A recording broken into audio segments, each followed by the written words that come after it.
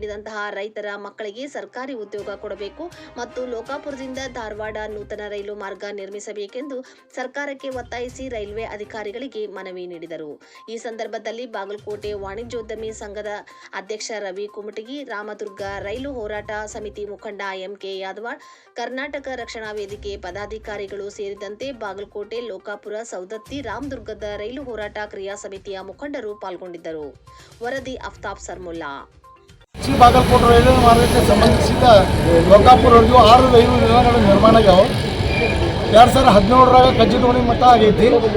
Railway ಪ್ರಾರಂಭ ಇಲ್ಲದಿರೋದ್ರಿಂದ ಅಲ್ಲಿ ಕಟ್ಟಡಗಳ ಎಲ್ಲ ನಾಶ ಆಗ್ಯಾವ.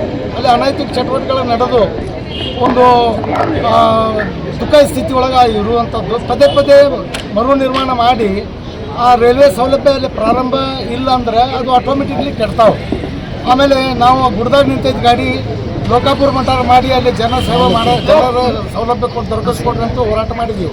ಅದರಂತೆ ಈಗ ಲೋಕಾಪುರದೊಳಗೆ ಒಂದು ರೈಲು ನಿಲ್ದಾಣ ನಿರ್ಮಾಣ ಆಗಿ CRS ಅಂದರೆ ಚೀಫ್ ರೈಲ್ವೆ ಆಫೀಸರ್ ಬಂದು ಒಂದು ಮಾರ್ಗ ಸಾರ್ವಜನಿಕರ ರೈಲು ಓಡಾಟಕ್ಕೆ ಫಿಟ್ ಐತಿ ಅಂತ ಒಂದು ರಿಪೋರ್ಟ್ ಕೊಟ್ಟು 1 ವರ್ಷ ಆಯಿತು.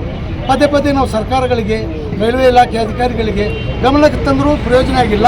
ಆ ನಿಟ್ಟಿನೊಳಗೆ ಇವತ್ತು ಉಗ್ರವಾದಂಥ ಹೋರಾಟ ಮಾಡಬೇಕು ಅಂತೇಳಿ ತೀರ್ಮಾನ ಮಾಡಿದ್ದ ಪ್ರಯುಕ್ತ ಇವತ್ತು ಮಾಡಿದ್ದೆವು. ಅದರಂತೆ ಲೋಕಾಪುರದಿಂದ ರಾಮದುರ್ಗ, ಸೌದತ್ತಿ ಯಲ್ಲಮ್ಮ, ಧಾರವಾಡ ಇದು ಭಾಳ ಮುಖ್ಯವಾದಂಥದ್ದು.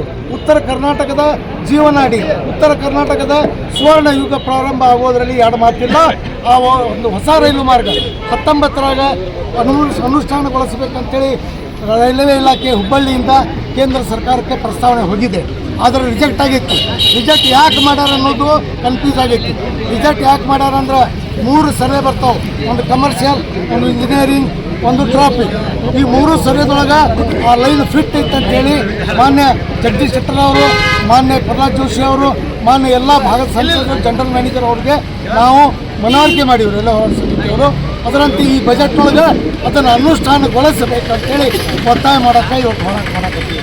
ಅದರಂತೆ ಬಾಗಲಕೋಟೆ, ಬಿಜಾಪುರ ಜಿಲ್ಲೆ ಜನರಿಗೆ ಮೀಟರ್ ಗೇಜ್ ಇದ್ದಾಗ ನಮಗೆ ತಿರುಪತಿಗೆ ರೈಲು ಸಿಗ್ತಿತ್ತು, ಗುಂಡ್ಕಲ್ಗೆ ರೈಲು ಸಿಗ್ತಿತ್ತು, ಬೆಂಗಳೂರಿಗೆ, ಬಾಂಬೆಗೆ ನೇರವಾಗಿ ರೈಲು ಸಿಗ್ತಿತ್ತು. ಇದು ಬ್ರಾಡ್ಗೇಜ್ ಆಗಿ ಅಂದರೆ ಮೀಟರ್ ಗೇಜ್ ಇದ್ದದನ್ನು ಬ್ರಾಡ್ಗೇಜ್ ಆಗಿ ಪರಿವರ್ತನೆ ಆದ ನಂತರ ಒಂದು ಸಮರ್ಪಕವಾಗಿ ರೈಲ್ವೆ ಸೌಲಭ್ಯ ಸಿಗ್ತಾ ಇಲ್ಲ. ಅದಕ್ಕೆ ಆ ನಿಟ್ಟಿನೊಳಗೆ ಕೇಂದ್ರ ಸರ್ಕಾರಕ್ಕೆ, ರೈಲ್ವೆ ಇಲಾಖೆಗೆ ನಮಗೆ ತಿರುಪತಿ ರೈಲು ಕೊಡ್ರಿ, ನಮಗೆ ಗುಂಟ್ಕಲ್ಗೆ ಹೋಗಿ ಟ್ರೈನ್ ಕೊಡ್ರಿ, ನಮಗೆ ಬಾಂಬೆ ಮತ್ತು ಬೆಂಗಳೂರು ಸೂಪರ್ ಫಾಸ್ಟ್ ಎಕ್ಸ್ಪ್ರೆಸ್ ಈಗ ಅನೌನ್ಸ್ ಮಾಡಿರಿ, ಅದು ಬಾಗಲಕೋಟೆ ಮತ್ತು ಬಿಜಾಪುರ ಮಾರ್ಗದಲ್ಲಿ ಓಡಿಸ್ರಿ ಅಂತೇಳಿ ನಾವು ಒತ್ತಾಯ ಮಾಡಿದ್ವಿ. ಇಲಾಖೆಯ ದಿಟ್ಟತನ, ಅವರು ಮಾಡಿದಂಥ ಜನಾದ್ರೋಹಿ ಕೆಲಸ, ಜನರ ಒಂದು ನ್ಯಾಯ ಸಮಿತಿ ಬೇಡಿಕೆಗೆ ತಡೆ ಒಡ್ತಾರಂದರೆ ಅವ್ರಿಗಿಂತ ಭ್ರಷ್ಟಾಚಾರಿಗಳು, ಅವರಂಥ ದುಶ್ಯಾಸನಗಳು ನಾವು ಎಲ್ಲೇ ನೋಡಿಲ್ಲ. ಯಾಕಂದರೆ ಕಳೆದ 30 ವರ್ಷದಿಂದ ನಾನು ನಿರಂತರ ರೈಲ್ವೆ ಅಭಿವೃದ್ಧಿಗಾಗಿ ಹೋರಾಟ ಮಾಡ್ತಾ ಬಂದೀನಿ. ನನಗೆ ಈ ರೀತಿ ಯಾರೂ ಮಾಡಿದ್ದಿಲ್ಲ. ಇವತ್ತು ಮಾಡ್ಯಾರಂದ್ರೆ ರೈಲ್ವೆ ಅಧಿಕಾರಿಗಳು ಎಷ್ಟು ಜನವಿರೋಧಿ ಅದಾರ ಅನ್ನುವಂಥದ್ದು ನೀವೇ ವಿಚಾರ ಮಾಡಿರಿ. ನಿರಂತರ ನಾನು ಜೀವ ಇರೋ ಮಟ್ಟ ರೈಲ್ವೆ ಸೌಲಭ್ಯದ ಬಗ್ಗೆ, ಹೊಸ ರೈಲ್ವೆ ಮಾರ್ಗಗಳ ಬಗ್ಗೆ, ಜನರಿಗೆ ಅನುಕೂಲಕ್ಕೆ ತಕ್ಕಂತೆ ನಿರಂತರ ನಾವು ಹೋರಾಟ ಮಾಡ್ತೀವಿ. ಇಡೀ ಜಿಲ್ಲೆಯ ಜನ, ಇಡೀ ರಾಜ್ಯದ ಜನ ನನ್ನ ಜೊತೆ ಅದಾರೆ, ನನ್ನ ಕರೆಗೆ ಬರ್ತಾರೆ, ನನಗೆ ಗೌರವ ಕೊಡ್ತಾರೆ. ನಾನು ಹೋರಾಟ ನಿರಂತರ ಮಾಡ್ತೀನಿ ಹೇಳ್ಬೋದು.